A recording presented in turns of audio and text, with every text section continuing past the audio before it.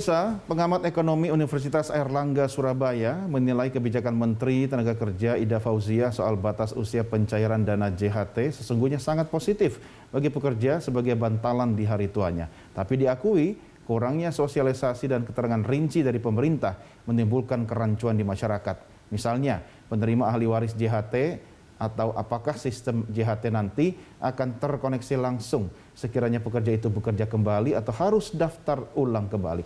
Hal itu yang menjadi kerancuan dan kesalahpahaman di masyarakat hingga menjadi kisruh dan perlu diperbaiki dengan mengintensifkan sosialisasi ke masyarakat.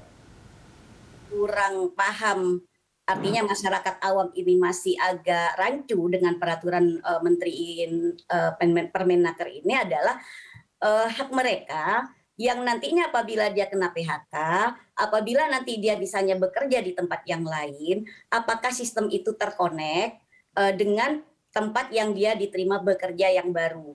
Nah, karena nanti ketika dia misalnya tidak terkoneksi dengan sistem, maka dia nanti kan akan dipotong lagi gajinya untuk membayar JHT ini lagi. Karena kan tidak hanya ada JHT, ada JP, ada jaminan pensiun, ada JHT.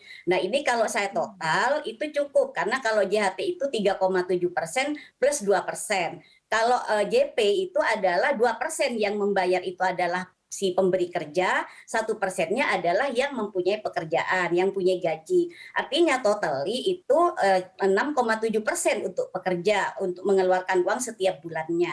Nah, ketika dia merasa di PHK dan dia bekerja lagi di tempat yang lain nanti misalnya, ini connect enggak? Apakah nanti dipotong lagi awal baru lagi kontraknya gitu? Kalau misalnya tidak terkoneksi, bagaimana yang sisa itu tadi yang berada di jaminan hari tua yang pertama di pekerjaan pertama? Nah, ini harus di-clearkan oleh pemerintah gitu ya. Dan yang kedua, bagi mereka yang berhenti di Indonesia, intinya di sini mencari pekerjaan di luar negeri yang tidak kembali lagi ke Indonesia. Nah, ini apakah nanti pemerintah itu sudah jelas, sudah clear, ahli waris yang harus mengambil. Karena jelas bahwa jaminan hari tua ini adalah investasi jangka panjang, bukan jangka pendek.